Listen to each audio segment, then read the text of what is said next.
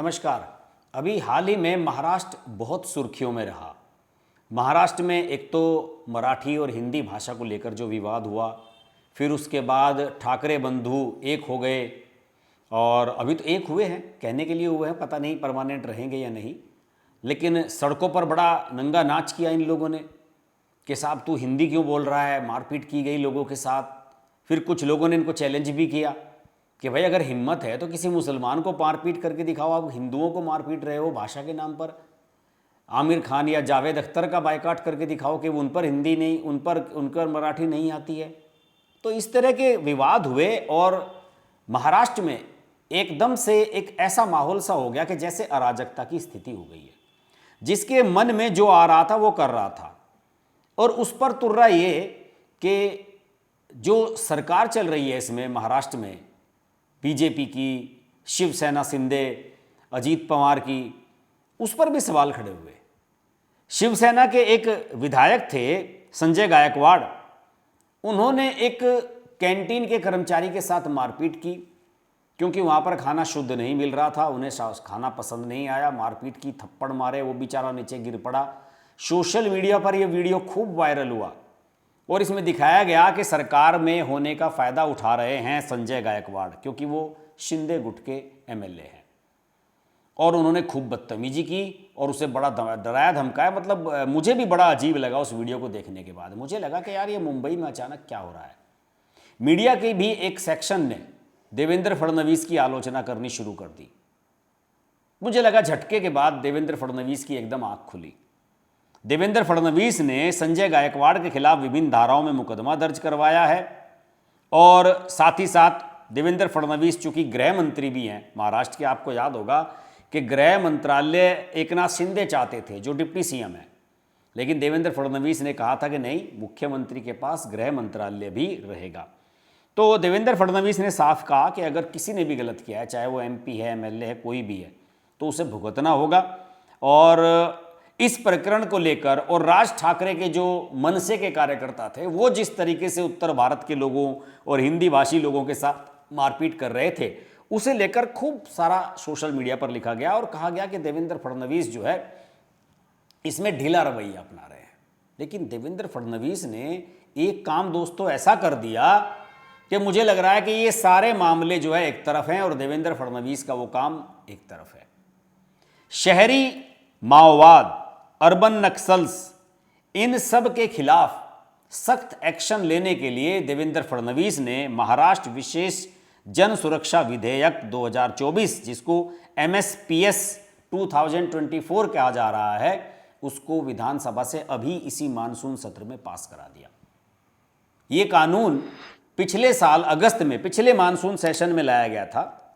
उस समय एकनाथ शिंदे मुख्यमंत्री थे और देवेंद्र फडणवीस डिप्टी सीएम थे।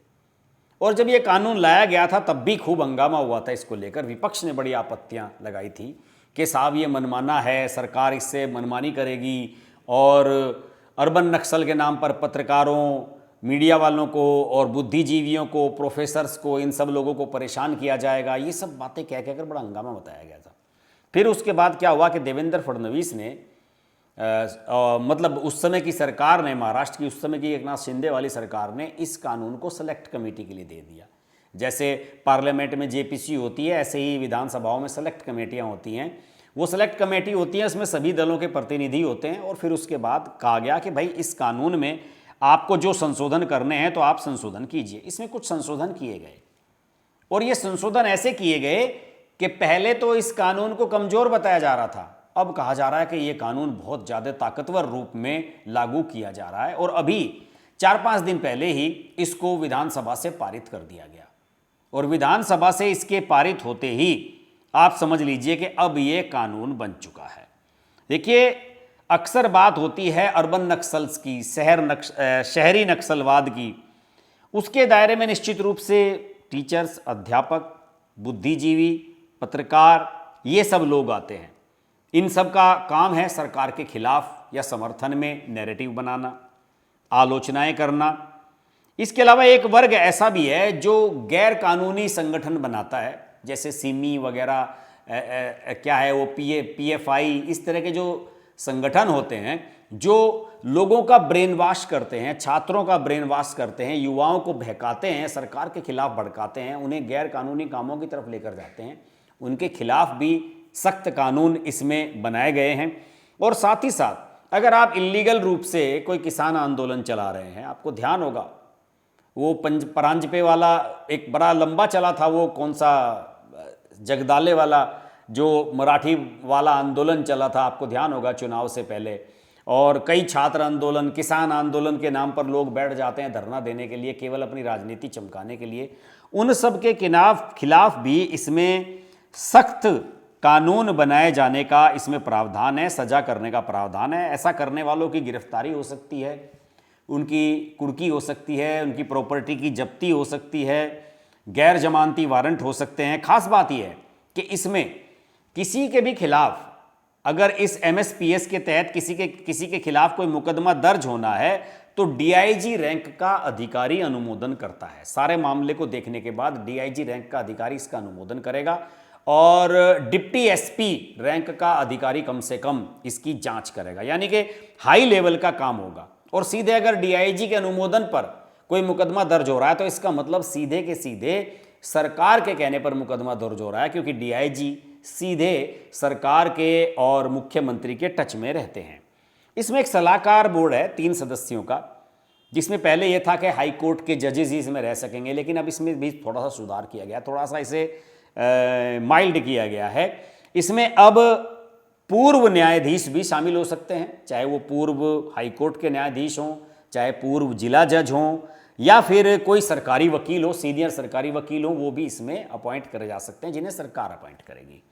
इस पॉइंट पर बड़े परेशान हैं विपक्ष वाले।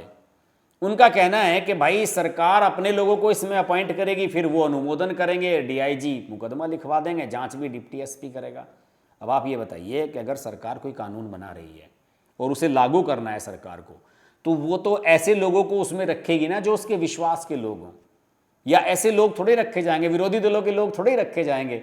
ये किसी के खिलाफ मुकदमा लिखवाना है तो वो लिखने ही नहीं देंगे, तो फिर कानून बनाने का फायदा क्या। सरकार अगर किसी भी कानून को लाती है, किसी भी अधिनियम को लाती है, कोई भी एक्ट बनाया जाता है, तो उसे अपने अनुकूल बनाने के लिए, उसमें कार्रवाई को अपने अनुकूल बनाने के लिए अपने अनुकूल उसमें कमेटी, सदस्य, ये सब तो रखे ही जाते हैं।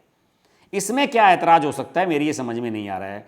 और अभी जब ये कानून पास किया गया विधानसभा से इसी सप्ताह, तो इसका विरोध करते हुए पूरे विपक्ष ने वॉकआउट किया।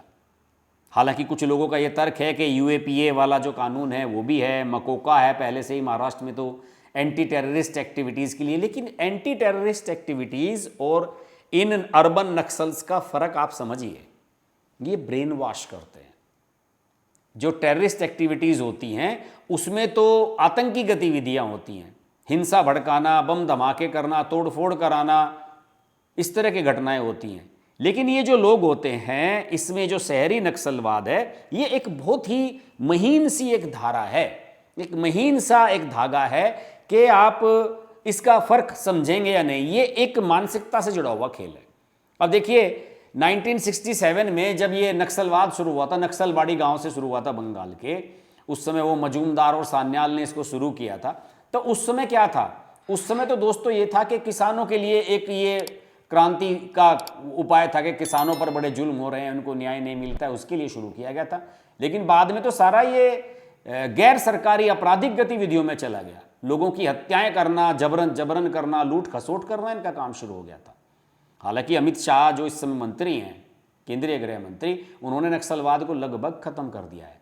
लेकिन इस प्रकार का नक्सलवाद, जिसे शहरी नक्सलवाद कहते हैं, इसे अभी खत्म कर पाना संभव नहीं है, क्योंकि ये मानसिकता से जुड़ा हुआ है।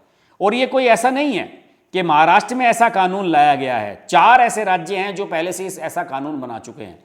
झारखंड है, उड़ीसा है, आंध्र प्रदेश है, तेलंगाना है। इन सभी में विपक्ष की सरकारें थीं। उड़ीसा और आंध्र प्रदेश में तो अभी 2024 में ही सरकारें बनी है भाजपा की। एक जगह तो सहयोगी है, तेलंगाना में तो भाजपा की सरकार है नहीं, झारखंड में भाजपा की सरकार 2 बार से नहीं है। तो जब ऐसे राज्यों ने इस प्रकार के कानून बनाए हैं, तो देवेंद्र फडणवीस बना रहे हैं, तो इस पर किसी को क्या ऐतराज हो सकता है। देखिए, मुझे लगता है कि तीस्ता सितलवाड़, मेघा पाटकर, योगेंद्र यादव, इस प्रकार के जो लोग हैं, राकेश टिकैत, जो एक तरीके से आंदोलन की आड़ में ब्रेन वॉश और सरकार विरोधी गतिविधियों को चलाते हैं, उस प्रकार के लोगों के खिलाफ इस प्रकार के कानून होने चाहिए कि आप पर नजर रखी जाए और एक चेक पॉइंट होना चाहिए। यह नहीं कि आप किसी के खिलाफ कुछ भी कहना शुरू कर दें। आपके खिलाफ सख्त कार्रवाई हो सकती है अगर आप इस तरह की उल्टी सीधी बातें करेंगे। ये एक भय होना चाहिए दिमाग में। इतनी भी आज़ादी ठीक नहीं है। अब आप किसे कहते हैं ना कि अभिव्यक्ति की आज़ादी के नाम पर देश को, प्रधानमंत्री को, सरकार को गालियां नहीं दे सकते, उसके खिलाफ झूठ बोल कर जनता को भड़का नहीं सकते। तो मुझे लगता है कि देवेंद्र फडणवीस ये जो कानून लेकर आए हैं, आने वाले समय में ये महाराष्ट्र में बहुत कारगर लागू होने वाला है। महाराष्ट्र में बहुत सारे ऐसे एनजीओज और ऐसे संगठन चल रहे हैं जो इस प्रकार की गतिविधियां करते हैं, लोगों को भड़काते हैं, नक्सलवाद, शहरी नक्सलवाद, इन सब को बढ़ावा देते हैं और वामपंथी विचारधारा को, चरमपंथी विचारधारा को आगे बढ़ाते हैं। उन पर सख्त एक्शन की आवश्यकता है और महाराष्ट्र इससे त्रस्त है बुरी तरीके से। आज के वीडियो में इतना ही। वीडियो अच्छा लगे तो लाइक कीजिए, चैनल को अभी तक सब्सक्राइब नहीं किया है तो सब्सक्राइब कीजिए, नोटिफिकेशन का बेल आइकन प्रेस कीजिए और जुड़े रहिए हमारे साथ। नमस्कार।